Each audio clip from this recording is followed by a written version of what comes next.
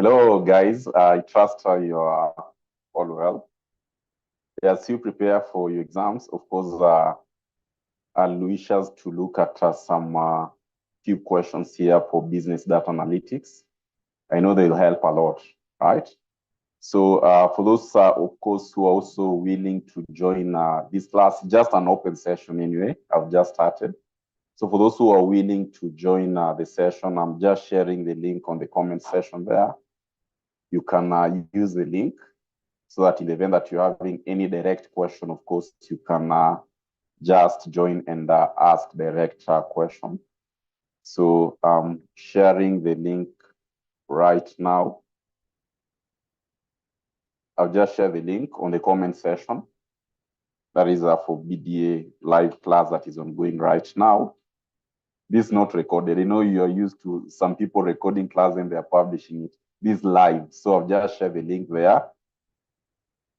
You can just join and just do some revisions here and there, right? You never know. It can make a lot of change, right? So today, I want us to look at some few concepts in business data analytics. Number one, of course, we'll be talking about this is financial management.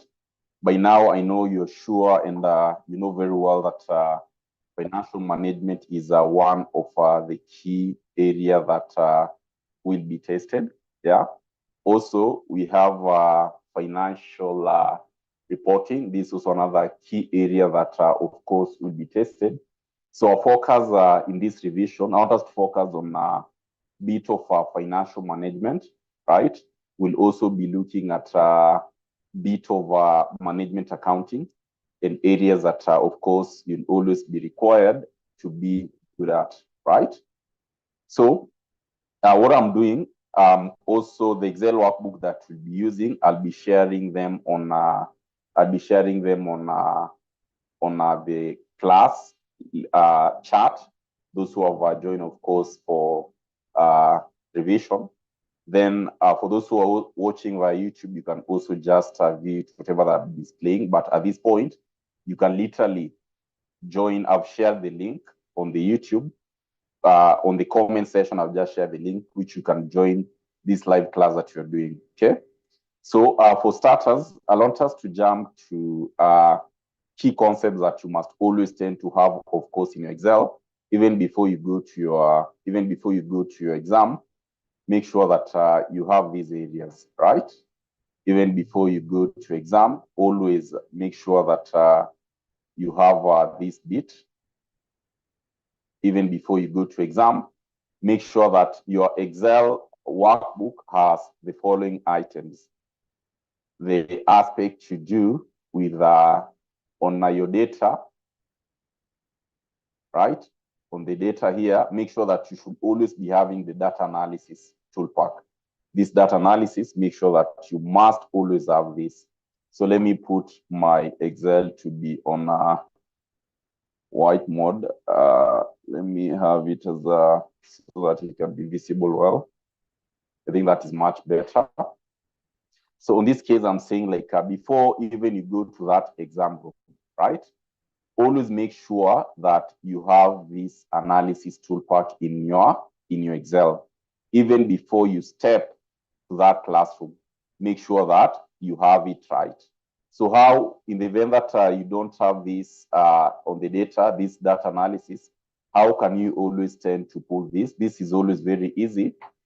All you need to do, you just come to your file, then on the option button, you come to add-ins. You see, on the add-ins, you just click add-ins at that point. So when you click the add-ins, there's this analysis toolpack. So you just press the analysis toolpack. Then you do what? You do go. So that in this case, if at all it has not been checked, make sure that the analysis toolpack is checked. So that you should be having this item, the data analysis. So once you've clicked, once you've checked that, you'll tend to see that your data analysis will appear at this point. This is important because you realize that in the event that you're having any question for regression, you can't do any question for regression, not unless you do have this. Not unless you do have this. So always make sure that you do what? You do have this. Always, always, always. Yeah. So on that case, then I want us to start working, right? By this, I want us to start considering the NPV. That is a financial management. Our first task here, of course, we'll be looking at NPV. Yeah. And for NPV, remember, it is very common. NPV, remember, it is always very, very common. So it is important that we do understand the whole bit of NPV. And I'm going to share with you some various shortcuts that you must be very good at. If at all you're good on these shortcuts, then you just be good to go. You just be good to go. So as I've mentioned, for those who wish to join the live directly, I've attached the link on the comment section. You can just click that link, then you join this live. I'll be sharing the Excel workbooks, of course, on the chat room as well. So we start with NPV. This is financial management. This is financial management, right? These are BDA. And of course, key element that we want to share here is about the concept of NPV and XNPV, extended net present value. So these are some of the key items that I'll want to share with us at this point so that you should be able to understand it very, very well. So let me have this working area.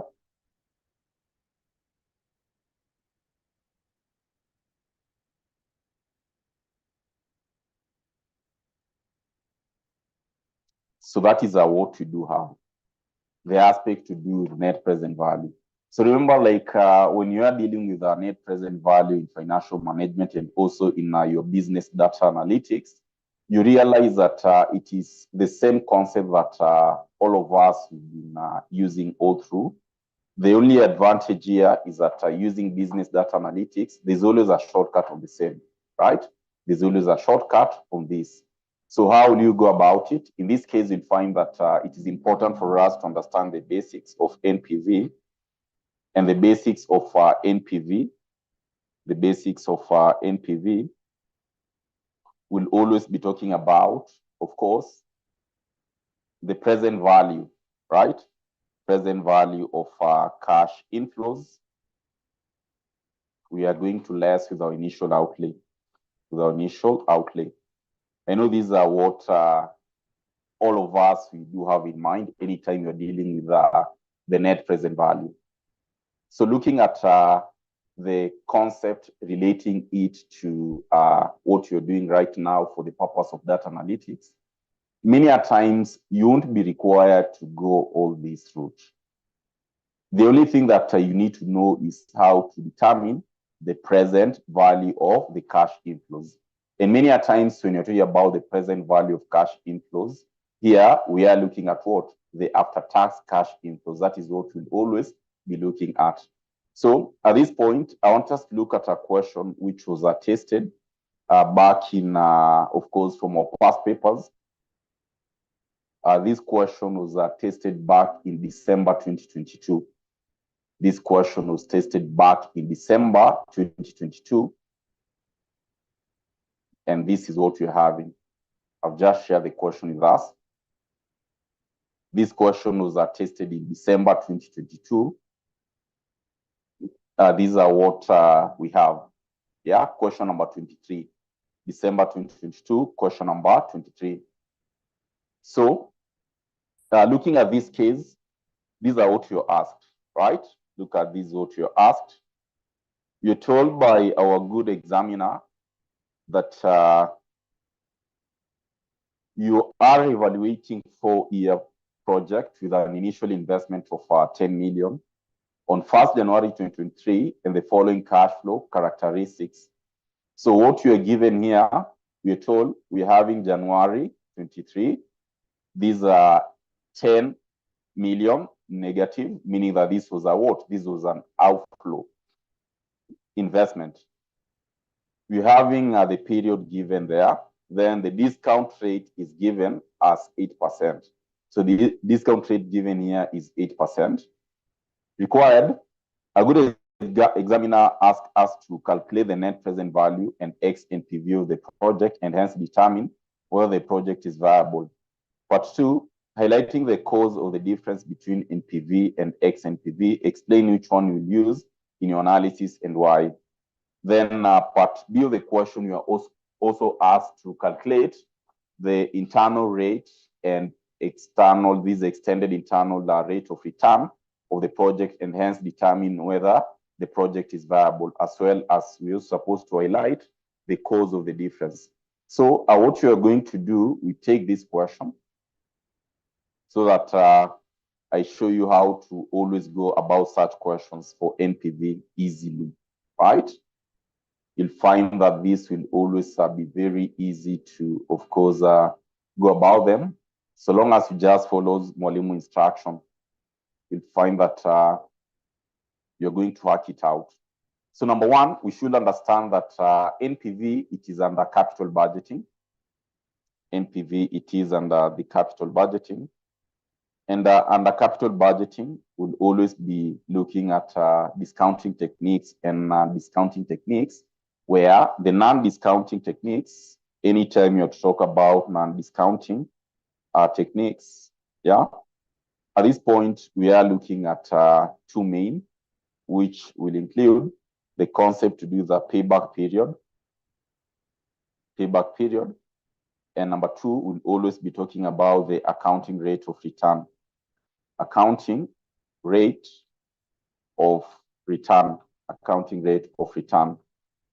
These are non-discounting techniques, whereas when you're talking about discounting techniques, modern techniques, you should always be having this in mind. You'll always be talking about, number one, that is NPV, net present value. Number two, internal rate of return. Number three, profitability index. Number four, they talk about discounted payback period. So these are what we'll always be talking about, discounting techniques. So like in our case here, we are asked about the concept to do the, of course, discounting techniques. So how do you go about it? Look at this case.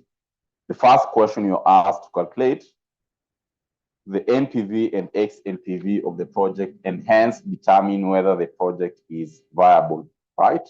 We are supposed to determine whether the project, of course, here is viable. So this will be easy. Why? Because the NPV concept, don't struggle with all the formulas that you're having. The easiest way that you can always go about it is to use the shortcuts. Remember also in an exam situation, all you are looking at is the time that you're using, right? So in our case here, let us work out NPV. So allow me to collect this case.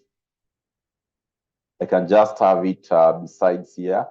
And I know majority of you have always asked Mwalimu, like when I am in an examination, should I use the same Excel workbook or should I use a different Excel workbook, right? There's a question that also I know majority of you have always asked. So in this event, that will depend how fast you can be. But if you can manage to use or to work out on the same Excel workbook, then that will be fine. That will be very, very okay. That will be very, very okay. So let us start our NPV. So NPV, when you started, you mentioned that I'll be talking about our NPV to be the present value of cash inflows minus our initial outlay. That is what we agreed. So that is to say, in this case, if at all I was to pick this data of ours,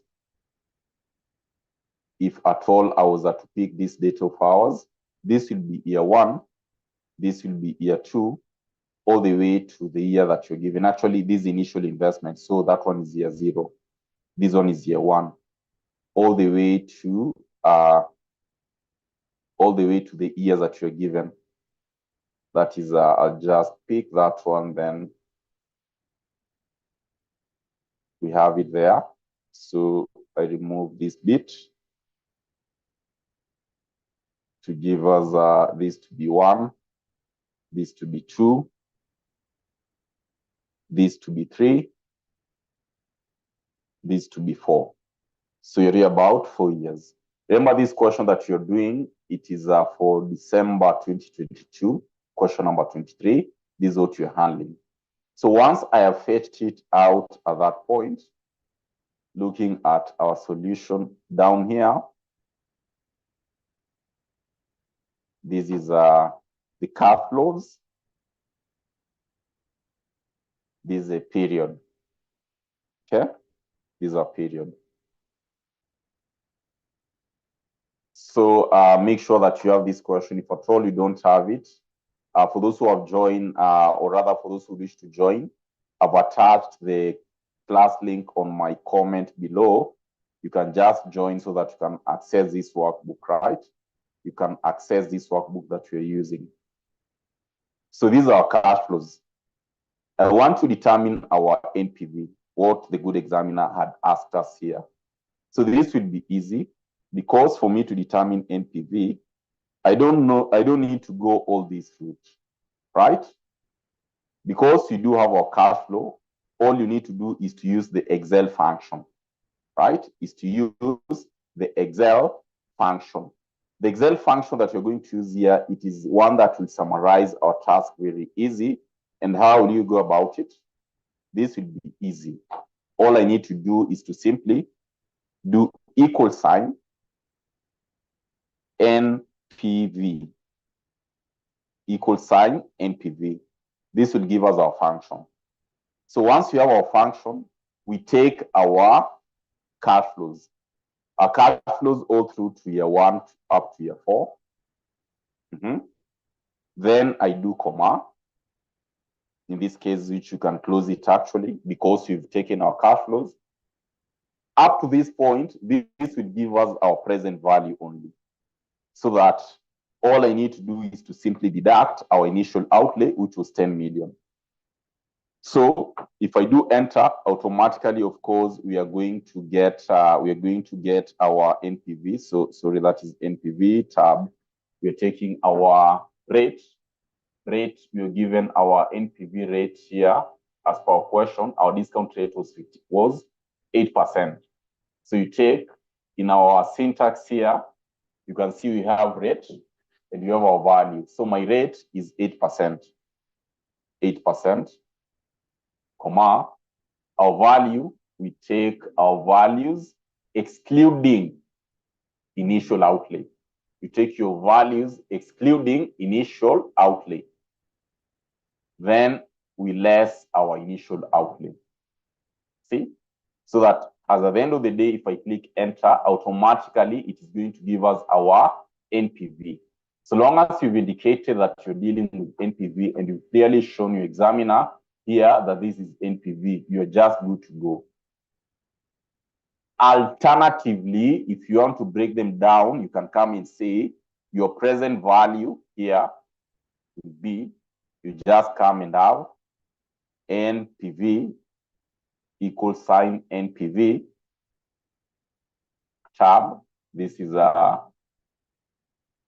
NPV. You take your rate, which is 8%,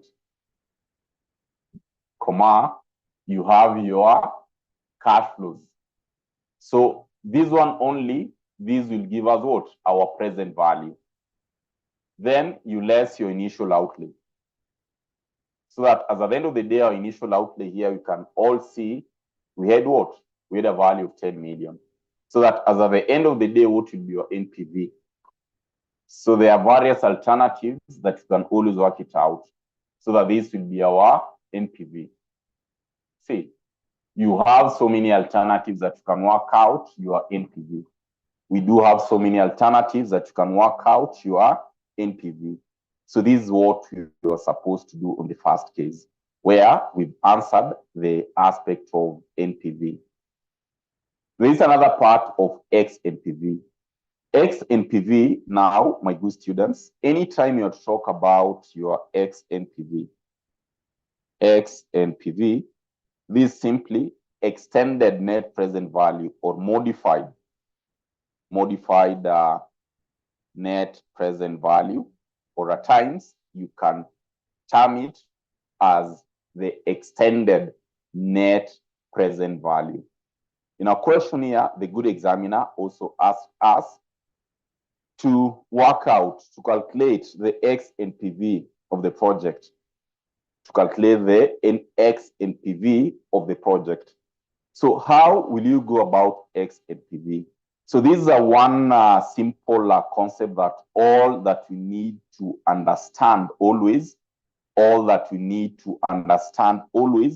is that anytime you're talking about X NPV, key factor that should always be at your fingertips is the aspect of time. The aspect of time. Mwalimu is really insisting on the aspect of time. The aspect of time would be very, very key here. The aspect of time would be very, very key here. So when you're talking about the aspect of time, my good students will find that X NPV, it always assumes that payments are not made on regular basis. You see, this is what we need to understand.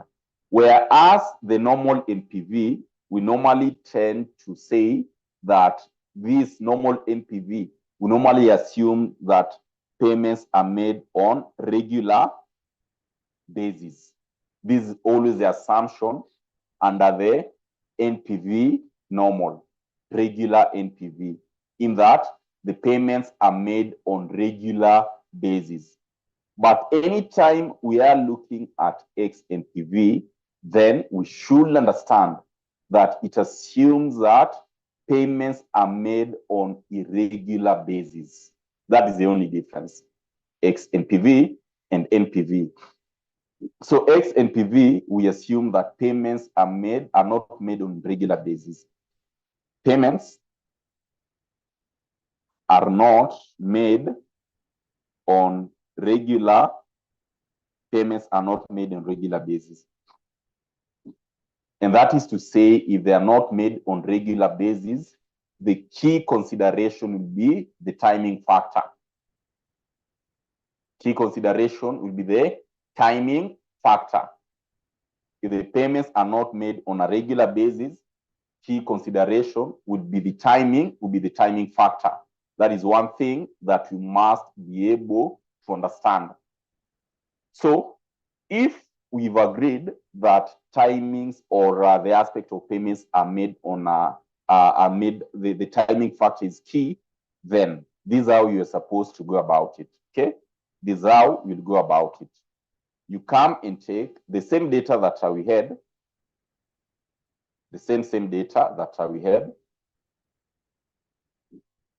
we want to work out X NPV. So I'll be having this data at this point. All I'll be required to do, of course, is to, let me have this, delete this bit at once. So the key consideration here is the aspect of date. Date will be very key. Date factor will be very key.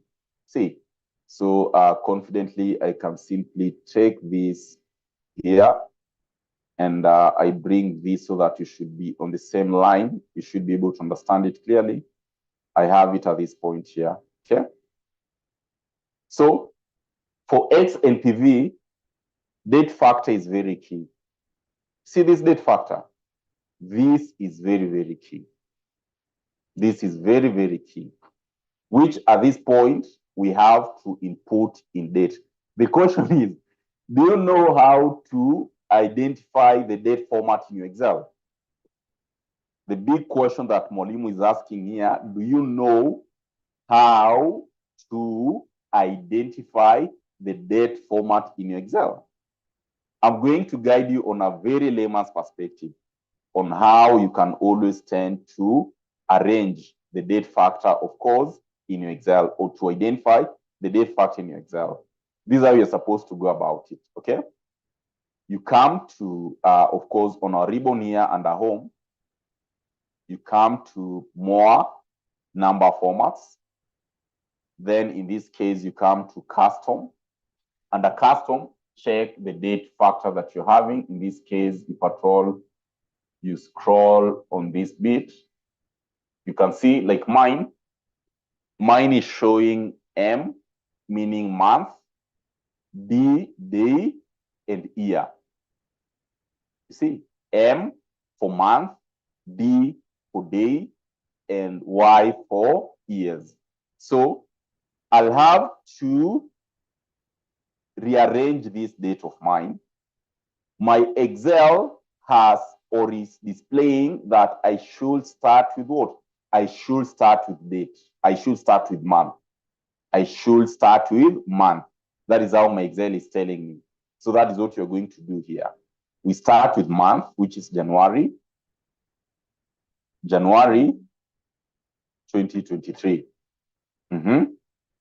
The other date factor here we're having is June. So June is 06. I'm starting with month. 30th, 2023. Then the other bit is July 2024. So you're having 07, 31st, 2024. The other key element is September. So you're about 09, 30th, 2025. Whereas the last bit I'm having December. So this is a 12th, 31st, 2026. Date factor is very key. Date factor is very key. So we've all agreed that at this point, these are initial outlay. So how do you go about X NPV? So my X NPV, again, without a lot of hassle, this is what will be required to do. Without a lot of hassle, this is what will always be required to do. You come and input your function, which is equal sign, X NPV. Excel automatically, it will give you that factor. Excel automatically, it will give you that factor. So in this case, you do have what? You just click tab. The rate is just the same. The rate was not changing, which was 8%.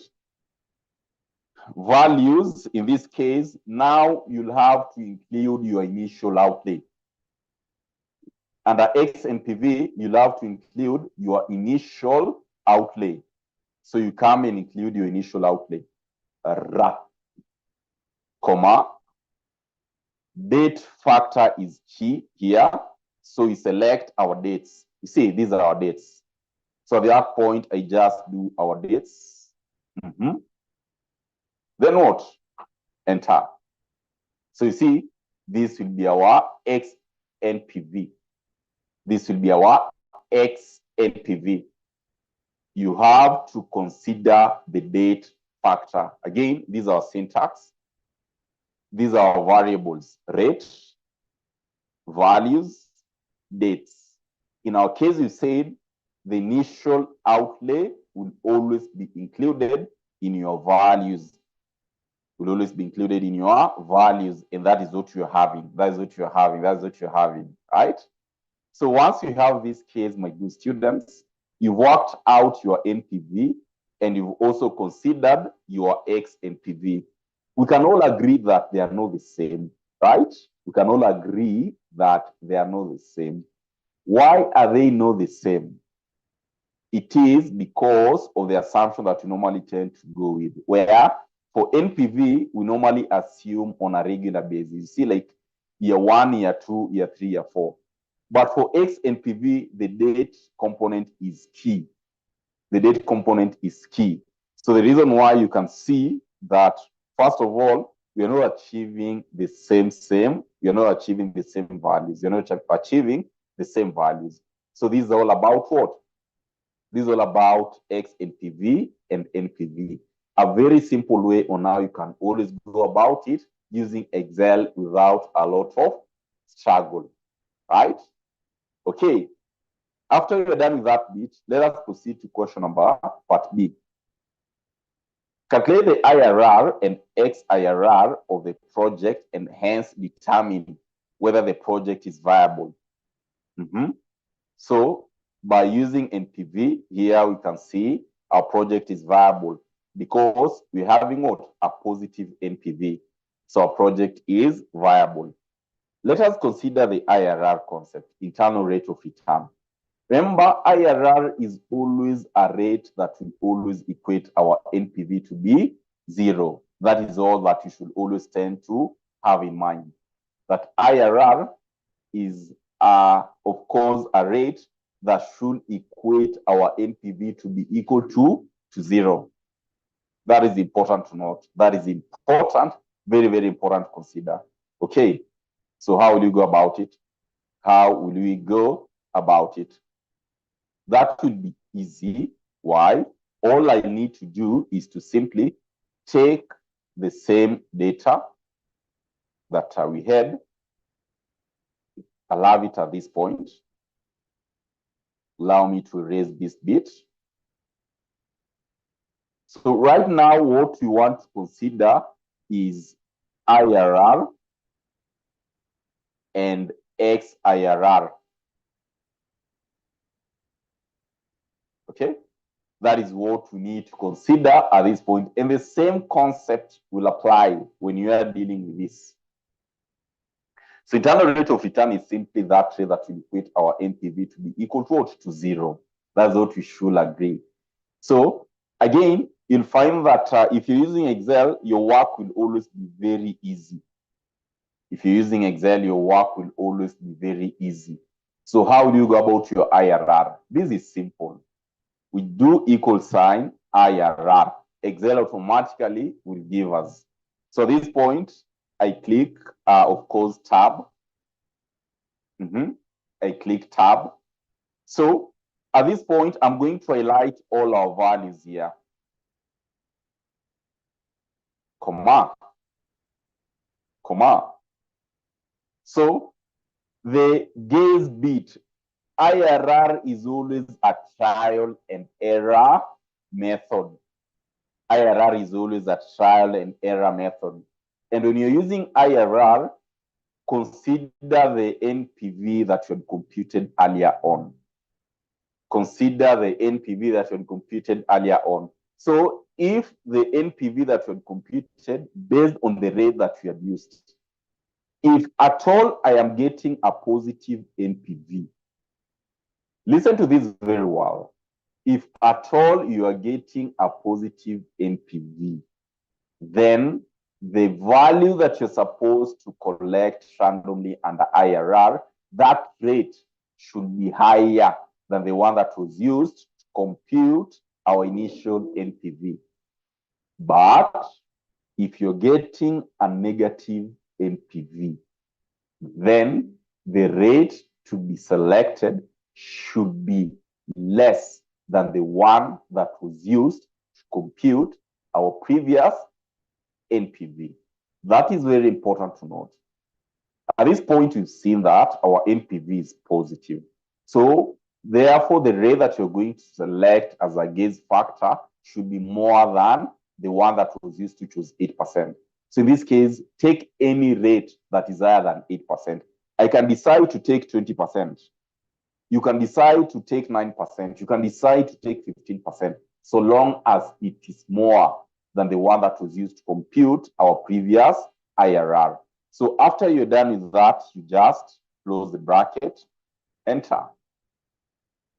So the rate that will equate our NPV to be equal to 0 is 12%, our IRR. And in this case, you can literally prove. How will you prove this? How will you prove this? Let us prove it. I want to compute our NPV. We want to compute our NPV here.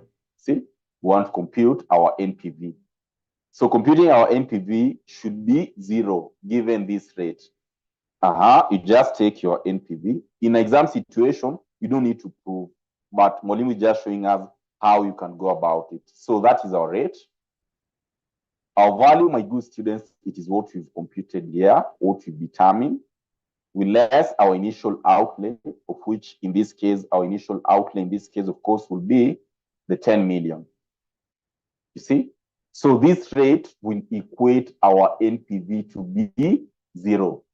this rate will equate our NPV to be 0. So my IRR is therefore 12%, or in this case, you can have it like 11 points all through the percentage that you're having there.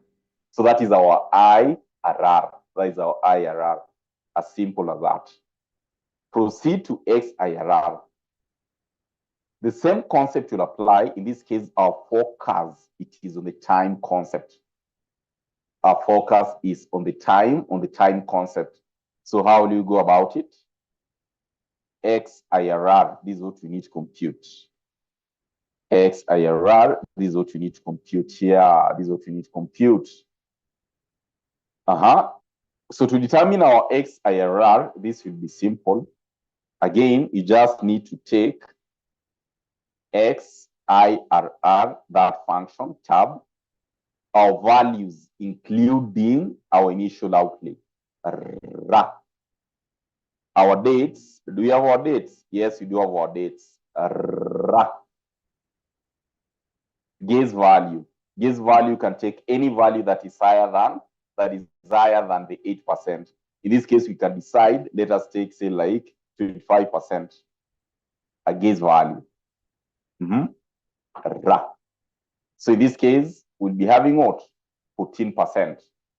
Yeah, or 13 point this value. So this is our XIRR, and this is what? Our IRR. You see? So this is how you can always go about working out NPV and XNPV. Remember, like the previous question which was tested. Let me see if at all I can get that question. Remember this question which was tested, was it in April 2024? Let me see if at all I can, it was December, I think, 2023, where you are asked of the concept of profitability index, PI, right? And as Molimo was mentioned here, under capital budgeting, you must be very good in all this. Probably you might not get the time to go through all this, but it is important that you should be good in all these concepts of discounting techniques. More so if you're doing exams in some few, like on Friday, that is the case, right? So make sure that you have that right. Make sure that you have that right. Then another case that, in this case, I just mentioned, some of you have really requested Monimu to, of course, handle this bit, but I'm not going, because I've done the whole question in our class, so I'm just going to guide you a bit here. So this question, check this question, which was tested, that was back in, that should be, let me just check it out so that I can share with you, where you are asked for the WACC, the weighted average cost of capital, right? The same question, the same period, which in this case you are looking at December 2022. Business data analytics, December 2022, question number 22. December 2022, question number 22. Business data analytics. Business data analytics. It was a very good question, and I don't know why majority of you feared this question, but it was a very good question. I think I handled this in the videos that we have in our platforms.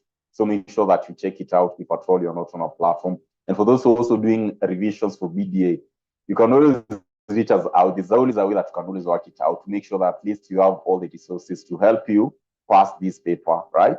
You can always reach us out so that at least we make sure that you have all the resources which will help you to pass this paper. So let us go through this question. A very interesting question. A very interesting question. A very interesting question. Yeah. So this part, these are, of course, what we are told. This is a December 2022 question number 22. A question for financial management. A question for financial management. So in our case, we are told that Mrs. Jane Wakwa is the marketing director of Uma Limited, a company that makes and sells electronic devices. The company is considering the launch of a new mobile phone model branded tracks. The valuable data is not fully reliable, so Jane still feels that she can make a recommendation on whether or not to launch TREX. So TREX is estimated to have a shelf life of 5 years, commencing 2023. So within that period, of course, in that case, it's like the life period for this product. TREX will require the purchase of a machine at a cost of 100 million at the end of year 2022, after which the machine will be sold for 20 million at the end of the 5th year. So that is the post-salary value, right? Number 3, the selling price and cost structure of TREX for the first year with the expected inflation factors. We're having the component of inflation. Selling price, you are given their material cost, direct labor cost, incremental fees cost, you're also given at that point. The company is eligible for capital allowances, depreciation for tax purposes at the rate of 25% on reducing balance.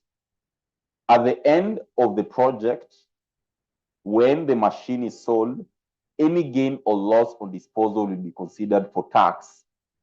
Good. The tax rate on income and capital allowance is at the rate of 30% per annum. Assume that the tax for a given period is paid in the same year. Okay. The project will require an initial investment in working capital of 20 million, which should be increasing by 5 million at the end of each year to cater for general inflation. Of course, now all through the years, there's this initial working capital, but we're having additional working capital which will be increasing over the years, which we're told in this case they will be increasing at the rate of 5 million all through, right? Experience has shown that demand for new products is not exactly known in year 1, but tends to be stable thereafter. Jen has come up with the following estimates of demand, where we are given probability that we'll be having expected sales at 40. These are the details that we're given with their probabilities. An interesting part, and I know these are, of course, another area which, of course, a lot of students who are kind of put off, where we are told, actually, it is not this part, it is part note 9. We're told that Jen expects, of course, an initial increase in demand in year 24 to be 25%, then a decline of 50% in 25. This level remained the same till the end of the project. Then you're told here that Vuma Limited has a real weighted average cost of capital, WCC, of 8%, and general inflation is expected to be at 4%. So I know this is an area where majority of the students were put off, where you're given inflation, you're given the aspect of the real weighted average capital. You see, the items that you're given, real weighted average capital, weighted average cost of capital, 8% general inflation. And again, of course, inflation is expected to be 4%. Then you're given, due to the risk, this is another area that I believe majority of students were put off. Due to the risk of the project, Jen feels that the relevant nominal weighted average cost of capital should be increased by 3%. How many marks? 20 marks. The first part being asked, the weighted average cost of capital to be used to evaluate the project, the relevant cash flows over the project period, the net present value of the project, and you need to advise on the viability of the project. What Mwalimu is going to do, Mwalimu is going to do only part A, because I've done the other ones in class. I'm going to do this one just to guide you on how, of course, in the event that you're asked, or in the event that you're dealing with the concept of talk about inflation, anytime you're dealing with the concept of the real weighted average cost of capital, how will you always go about it? That is what Mwalimu will want to guide us in this class today. So this is a secret, my good students. Keep this secret, yeah? Certainly keep this secret to your pockets, right? So this is what you'll always tend to do, my good students. In the event that the good examiner has given you the concept of real weighted average cost of capital, and you're having the concept of inflation, what will come at the back of your mind? the Fisher's equation, right? Remember Fisher's equation? What should come at the back of our mind is the Fisher's equation. So here you read about Fisher equation. In this case, this is what all you're tested. I know you'll be like, Mwalimu, now who is this Fisher? Right? The Fisher equation is what must always tend to come at the back of your mind, at the back of your mind. And this is always about what? Determining your nominal weighted average cost of capital. That is what you're asked here. So nominal, you need to determine your nominal, of course, nominal weighted average cost of capital, nominal weighted average cost of capital. The question is, do you remember what Fisher's told us? Do you remember what Fisher's told us? That at any given point, anytime we want to determine our nominal weighted average cost of capital, we'll always take our 1, of course, plus the real WACC. So 1 plus our real WACC. You need to consider again your inflation. So we multiply this one by 1 plus the inflation rate. 1 plus the inflation rate. So about inflation rate. Inflation rate. After all this, my good students, what will you need to consider? You need to less minus 1. So in this case, you just be having what? Minus 1. Minus 1. Once you have this, you are good to go. But because we are given a component of the risk premium, which you are told, Jane feels that the relevant nominal WACC should be increased by 3%. So after we have determined this, we have the adjusted nominal. The adjusted, of course, the adjusted nominal, the adjusted nominal WACC. This would be easy. We just take our nominal WACC.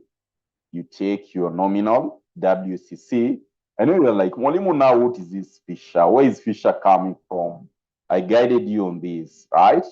So we're having that plus our risk premium. We're having this plus our risk premium. Has the question been answered? Majority of you have been asking Mwalimu about that question.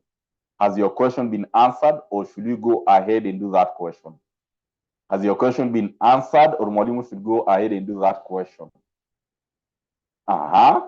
So then, this case, these are what will be expected to do then.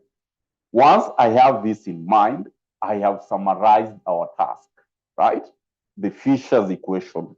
We have summarized our task, whereby we are going to focus, of course, on number 9, where we're told that, you know what?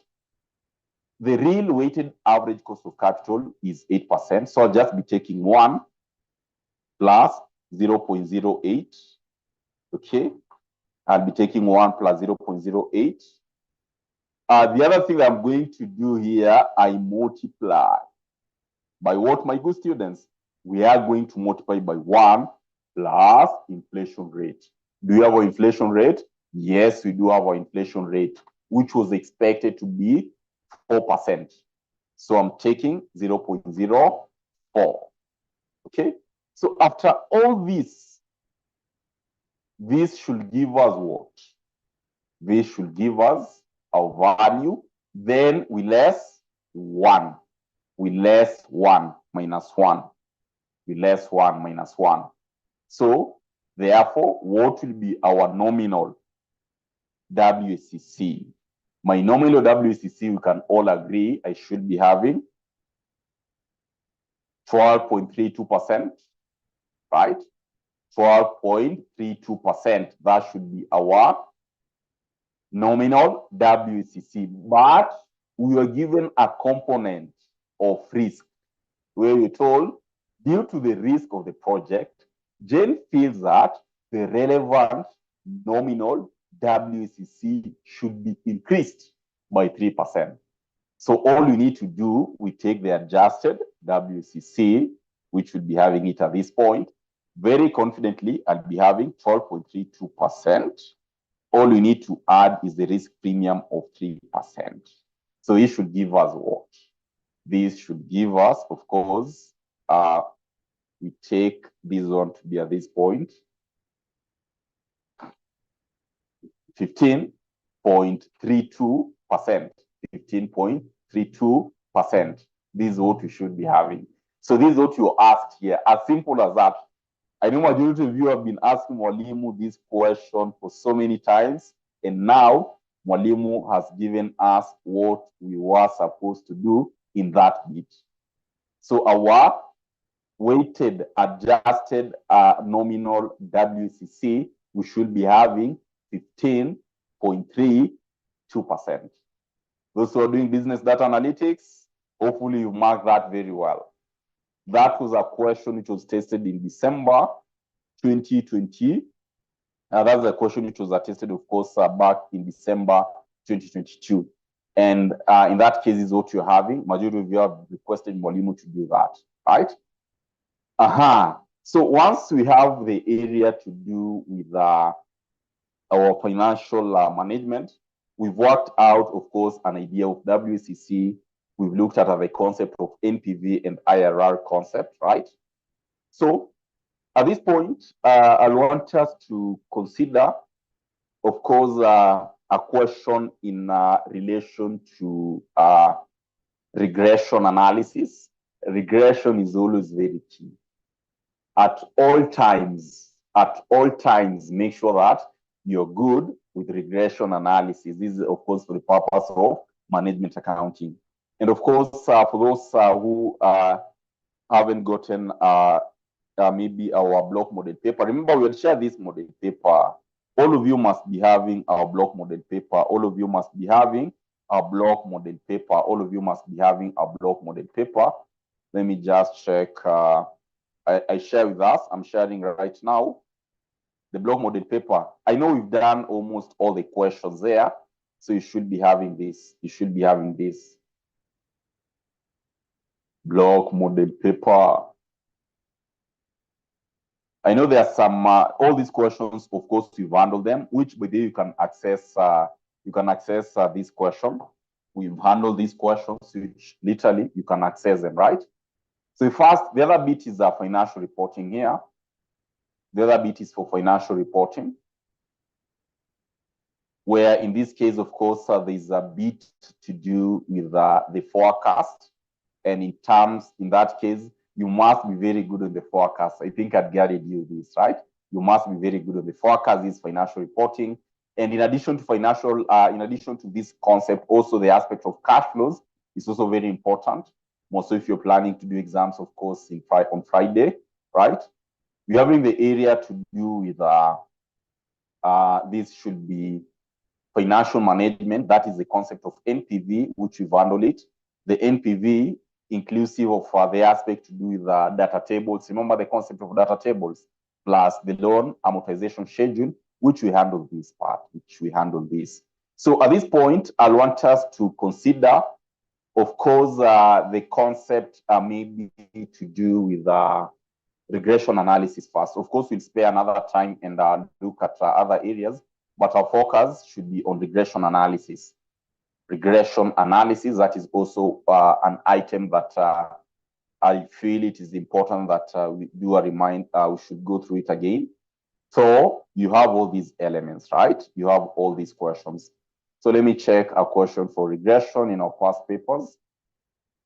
See how you can always go about it. Just a moment.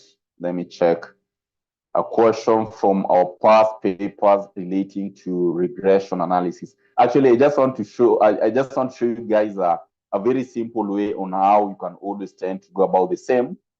So we check a question which was tested back in just a moment here.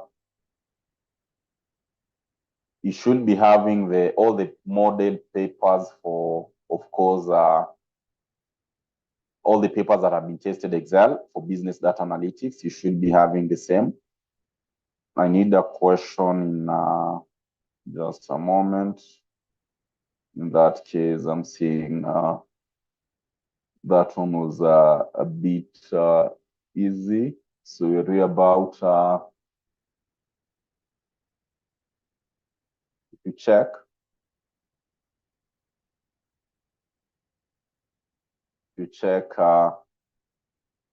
a question in December 2023, right? For regression analysis, December 2023. December 2023, the component of regression analysis. The component of regression analysis. Let us all check this one out. And on the same case, I'm also going to guide you on a key area, which as much as it was not tested, but it will be important that we do understand it, right? The aspect to do with high-low method, that is, of course, under cost estimation concept. That is, of course, under the cost estimation concept. There's an area of a high-low method that, again, we just have, we should just equip ourselves with that, right? You never know. You never know. You never know. You never know.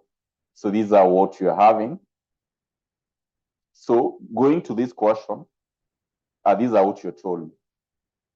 That Regression Limited manufactures and sells fresh juice. The company has provided the following data for the year 2022, which were given the quantities produced, you are given the production cost. Then we are told to work out required part, generate the regression output from MS Excel with the following information: regression statistics, analysis of variance, intercept coefficient with their details, including lower and upper bounds at 95% confidence interval, prepare schedules showing the quantities, actual cost and predicted costs given the above quantities, include the lower and upper boundaries at 95% confidence interval, as we also require to prepare a chart for the information in part B above. Sorry for that. So once we have this, as I've told you, that anytime you are, before you go to exams, right? This is what you must always tend to do, my good students. Make sure that you have the aspect of the analysis tool in your Excel. You see this part here, the data analysis part. Make sure that you just need to have this. There's no shortcut. Make sure that you have the data analysis. And when you started, I guided you on how you can always tend to add this point here. This one is always very important. This one is always very, very important. This part here, let me show you. See, this key here, this one is very, very important. See this point. Just make sure that before you go to exams, you have that in your Excel. It will come in very handy. So look at this question. These are what you're told by a good examiner, that Regression Limited manufactures and sells fresh juice. That is what you're asked. So generate the regression output from MS Excel with the following information: regression statistics, analysis of variance, intercept and slope coefficient with their details, including the lower and upper bounds at 95% confidence interval. We're supposed to prepare a schedule showing the quantities, the actual cost, and predicted cost given the above quantities, include the lower and upper boundaries at 95% confidence interval. We're supposed to prepare a chart for the information. So once you're given such a question, all you need to do is to smile, because this good examiner doesn't want to see you in that paper again. This good examiner doesn't want to see you in that paper again. He just wants you to pass and continue with other things, right? Once you've seen that, you need to smile. That's the first thing that you need to do. Make sure that you smile, right? So once you've made that smile, then work it out. This is very easy for you to have it right. The only thing that you need to do here is to identify the values of X and the values of Y. That is the only thing that you need to identify, only the values of X and the values of Y. Once you're able to identify these two items, then you're just good to go. So let me see. For those who are, of course, for those who are online, for those who are watching now, can someone give me on the chart what is the value of, or rather, or between quantities and production, what are the values of X and what are the values of Y?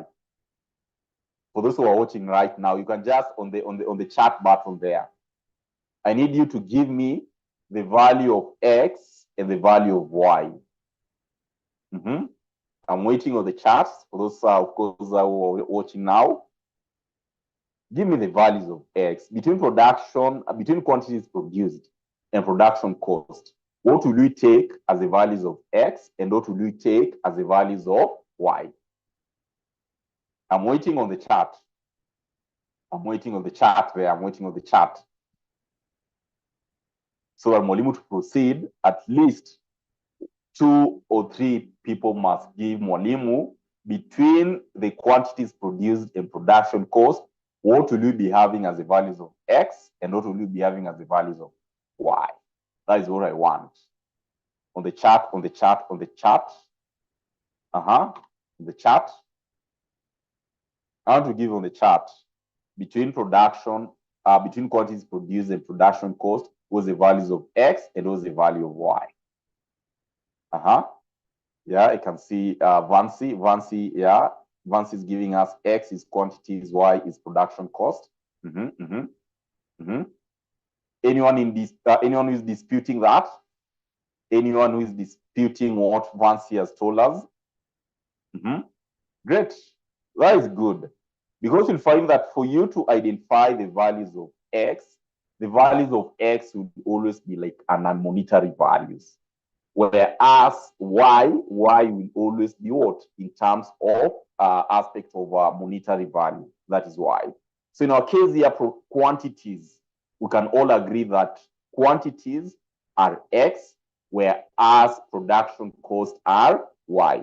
So once you have identified that, you've made a step, right? You've made a step. So the next stage is for you to come and input a value of what? A value, of course, of using the data analysis toolpath. So all you need to do is to come to your data. Under this ribbon, or rather under this tab here on our ribbon here, come to data analysis. Come to data analysis. Come to data analysis. On the data analysis here, this is what you're having, right? These are what you're having, of course. This is what you're having. So I need to select regression. I need to select regression. I need to select regression. We need to select regression. So on our regression, you can see that that is where you're having our regression. So you do what? You do okay. You do okay. You do okay. So after that bit, our input Y, our Y range, because you had already identified that, so you come and have your Y, which is production cost. So I'm going to select this Y all through up to that point. Our X range. Our X range, of course, is we've seen and we've agreed it is the quantities produced. So therefore, you come and select your quantity produced up to that point. Many a times you'll always be asked of the 95% confidence interval, and that is what we normally tend to have many a times as default. So just do what? You select the 95% interval. Of course, you can always tend to adjust. You can always tend to do what? You can always tend to adjust here. In this case, my good students, all I need is I want it to be on the same Excel workbook. I don't want to present it on a different workbook. I want it to be on the same Excel workbook. So how do you go about it? In this case, you'll tend to, of course, determine that. So I'll just do what? I'll do, of course, the aspect of the output range. I want it on the same workbook. So I'm going to select anywhere within our workbook here. So I'm going to pick that one. Believing that we are on the same page. After that, I want you guys to see this magic. I want you guys to see this magic. So let me also have the residuals. The residuals are simply the expected values of y. So that once you do that, you need just to click OK. See the magic. You have all your details here. You have all your details here. You have all your details here. See, you have all your details here. So that as at the end of the day, feeling what you're asked by our good examiner, regression statistics. Do you have that? Just see our regression statistics. Voila, that is where we have our regression statistics at that point. You're done with that part. The other part is what? Analysis of variance. Do you have the analysis of variance? Yes, you do have. Voila, these are analysis of variance here. You see? Analysis of variance. The next step, what do we have? Of course, we have the other part. You're asked to give intercept and slope coefficients with their details, including the lower and upper bounds at 95% confidence interval. Do you have that?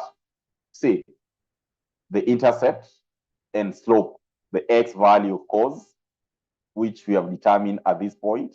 These are of course, these now our, of course, our slope, that is our b.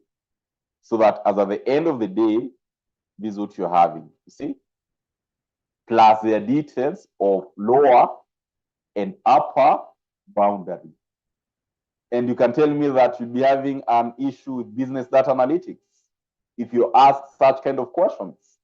The secret is, do you have the tricks? Like, see how many marks you're given. 2, 3, 3. How many marks you're talking about? 6, 8 good marks. 8 good marks without a lot of hassle. Without a lot of hassle. The secret is a strategy. The secret is a strategy. The secret is the strategy. The secret is a strategy. So the question is, do you have the good strategy? That's the question. Do you have the strategy? Do you have the strategy? Sure. If you're given such a case, tell me. This is management accounting. And if at all you've watched the revision classes that we've done for business data analytics, more so for management accounting, like there are various questions that will always be asked. Like this was regression. You can be asked, of course, of budget. So the question is, can you be able to work them out? That's the most important question that you should always then to ask yourself. Like in this bit, see what you're asked simply. The regression statistics, analysis of variance, intercept, and slope coefficients. You have all your 8 marks. You have all your 8 marks. Part B. Or for the question, in this case, these are what you're told. I know you can do this quick. These are what you're told. That prepare a schedule showing the quantities, actual cost, and predicted cost, given the above quantities. We're supposed to include the lower and upper boundaries at 95% confidence interval. Guys, for those who have just joined us, this is December 2023, BDA, December 2023. These should be question number 23. That should be question number 23. Make sure that if at all you don't have it, you can just request or you can join the class on the link that I've shared with you just to get the workbook. So In this part, again, all you need to do is just to smile, because with our regression equation, we've literally determined almost everything, right? So let's prepare our schedule. We are handling part 2 of the question here, which you're given like almost 6 free marks, right? So handling that part, these are what you'll be required to do. Prepare a schedule showing the quantities, actual cost, and predicted cost. So I'm having a schedule showing the quantities. So I'll just be having this data of ours. Allow me just to have it at this point quickly. So these are the quantities produced. These are our actual cost. That is, of course, our production is what you're timing it as our actual cost. Then we have our predicted cost. In our equation, we inserted residual. Residual will give us our predicted cost. See, in our residual output, remember when you're inputting our regression parameter, this is what we are asked of as our predicted. So I'll just come and copy paste that. These are predicted cost. We should copy it from that point. So these are predicted cost. That is a predicted cost. So I can remember our values were in thousands. So in this case, you can simply take it to be at that point. Predicted value or predicted cost. That is what you're having there. The other part, what do we have? We're told include the lower and upper boundaries at 95% confidence interval. So we have our lower boundary,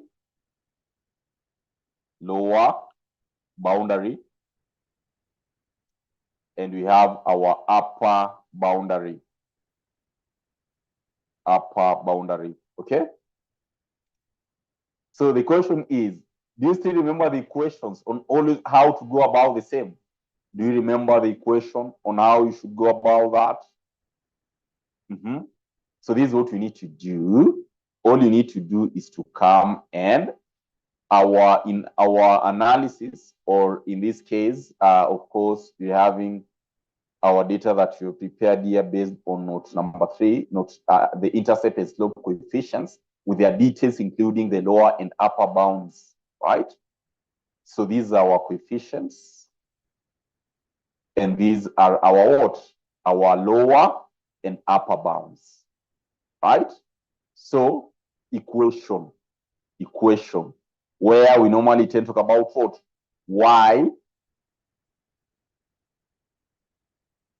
Y equal to A plus BX. So we want to determine our Y. For the lower bound at 95%, I'll be having Y, which will be equal to A. That is our intercept.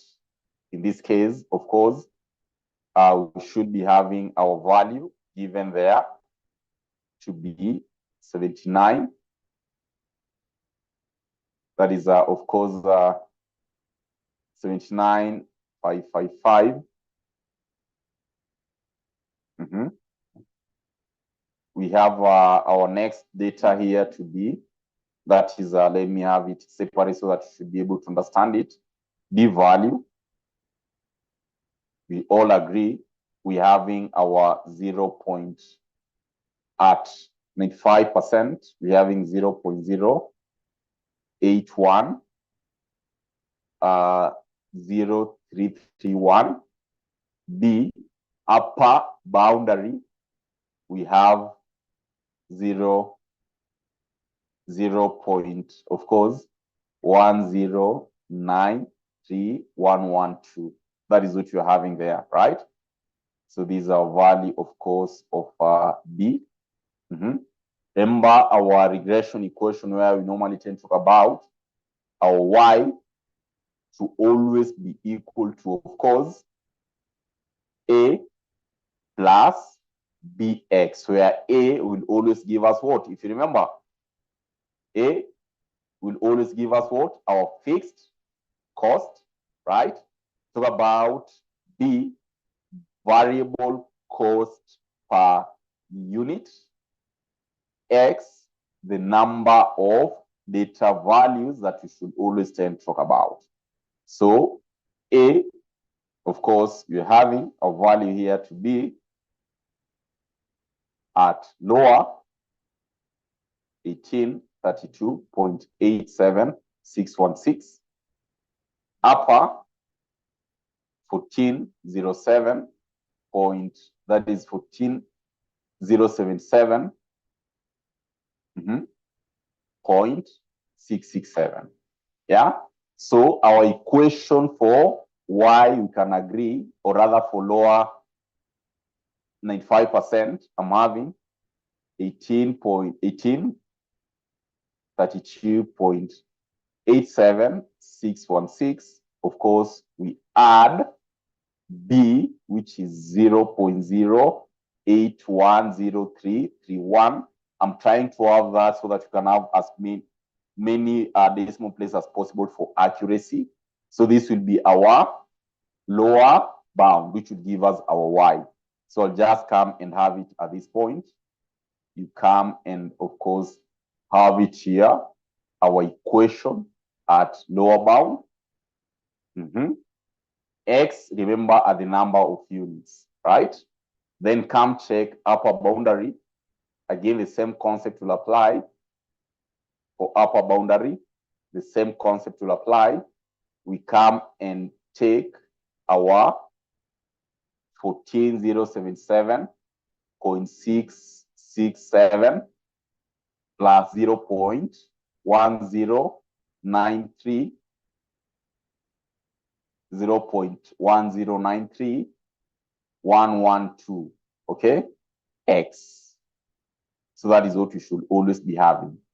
So once we have this in mind, then our task will be very, very simple. All I'll need to do is to come and have this equation here. Come and have that equation at that point, right? So once we have upper boundary and we have the lower boundary, our task will be very simple. Why? I'll just be taking this equation of ours at this point. Then all I need to do is to replace our X value with what? With number of units at each level. So I'll be having that. I multiply this one by what? We multiply that one by the number of units which you're given there. We multiply by the number of units which you're given there. So that as at the end of the day, what should we be having? At lower bound, once I have that, I just need to drag this one all through sharp. See, I'm getting the details at that point. At upper boundary, remember, like to autofill, you see the thick cross below this cell of ours, this thick cross, you just double click. It will give you that data at once. Another part I'm having here, this should be the same case. Right now, we are replacing X with the number of units. So my number of units in this context, I'm having, of course, the quantity produced, then enter. So if I just double click at that point, see, I'm having all our details. So we're having the predicted Y. We're having, of course, our value in terms of lower boundary and upper boundary. This is what you are asked to do in this case, and you're given 6 marks. So the trick was, do you know how to determine your equation, like using the regression analysis? That is what you are asked, of course, to work out on that case. So after looking at that, I believe that at least you learned something new, or if you knew about that, at least just a matter of reminding yourselves, right? So in that case, we are told to prepare a chart for the information in B above. So you ask of a chart. So having our chart, so we are done with that bit. But C, the good examiner is asking us of the chart of this information. So that will be easy, right? That will be easy. All I need to do is to simply, I can decide, because once we have the formula right, I can just decide to get rid of these values. And in this case, we take the format to be on the same format, right? I just take all these to be on the same format. So that once we have our data, we're having the quantity produced, production, cost, that which is our actual cost. So these are what you're having here. These are quantity produced. These are our actual cost. If at all you can term it as our actual cost. Actual cost. These are our predicted costs. Lower boundary, upper boundary, right? At 95% intervals. So we need to prepare our chart. Our chart will be easy. So just highlight all the set data. We're told to prepare a chart of what you've computed above. So just select our data. Then you come to insert. You can go recommended charts, recommended charts, recommended charts. So on the recommended charts, you select the one that will please your eyes, right? You can either decide to go with that.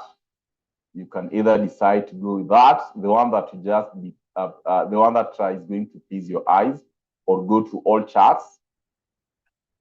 This one is purely on you. Select the one that you think will suit you best. In this case, you can decide to go with that. On my end, I can decide to select that bit. So that our chart here, I'll be having our chart at this point. I'll be having our chart at that point. I can go further and decide to format it the way that is pleasing to my eyes. The way that is pleasing to my eyes. See, I can select the way that is pleasing to my eyes. Can decide to go with that, right? Which I can literally remove all this bit, or simply we do without our variables. Yeah, we just take that one, right? See, so this is a chart that the good examiner wanted you to prepare. But for charts, you're not bound to prepare maybe a particular chart. This one will purely depend with what you wish to select. See, where I'm having the quantities in blue, this orange, I believe, actual cost, predicted cost, lower boundary, as well as the upper boundary. Yeah. So that's what we're supposed to do in that case. And that was a December 2023 exams. There's another part for MA, which I want you guys to make sure that you've checked it out. In our block model paper, the block model paper, of course, we are going to arrange more time and do more of this revision. In our block model paper,